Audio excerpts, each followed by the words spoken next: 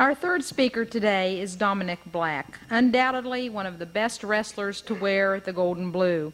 While in high school, he had a 42-0 record and was named the most valuable wrestler in Kentucky. Presently a senior majoring in sport management, Dominic was undefeated in dual meets last season.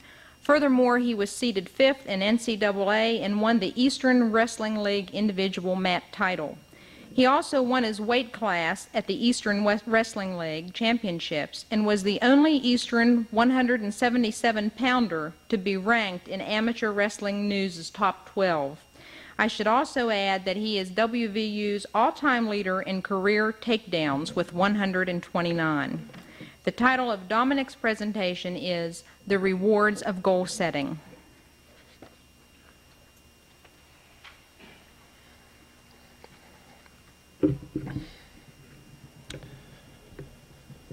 When I came to WVU in the fall of 1987 on a wrestling scholarship,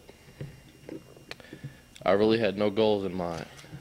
I came because my family wanted me to get a college education, and I came because I liked to wrestle. I went to class and I trained with a team every day, and during my junior year, my perspective began to change. I started to set goals for myself.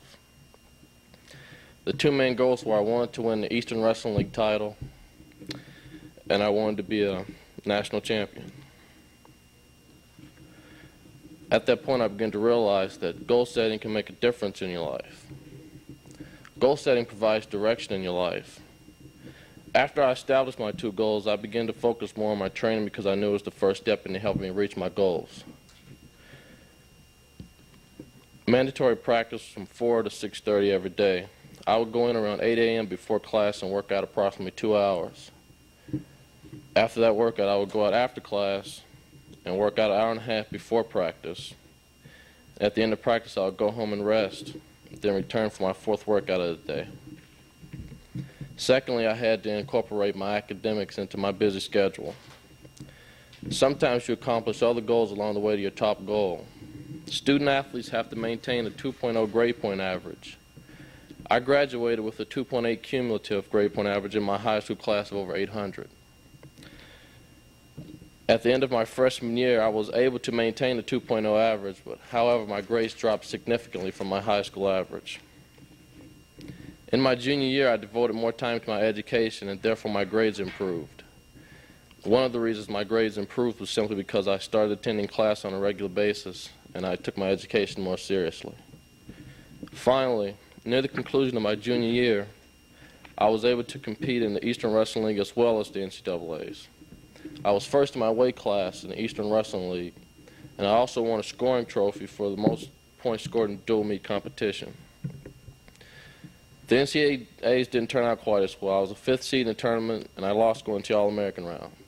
I was so afraid of losing that I suffered from fear of failure. And that's when an athlete's subjective evaluation results into a perception of probable failure. I can still remember how upset I was since two of my opponents whom I had beaten became All-Americans. I feel that one of the reasons I lost is because I lost sight of my goals. My mental energy seemed to be channeled into negative thoughts. That is what would happen if I didn't become an All-American. Instead, I should have been thinking about how many takedowns I was going to get and keeping up my intensity throughout the tournament. Even though I didn't win the NCAA tournament, I achieved one goal by participating in the tournament and gaining a valuable lesson on competition. One of the passages in the book, Gilbert on Greatness, reads as follows: "If you shoot for the moon and miss, you will always be one of the stars." And as a senior, I've set new goals for myself. And the first one is to work towards graduating from WVU.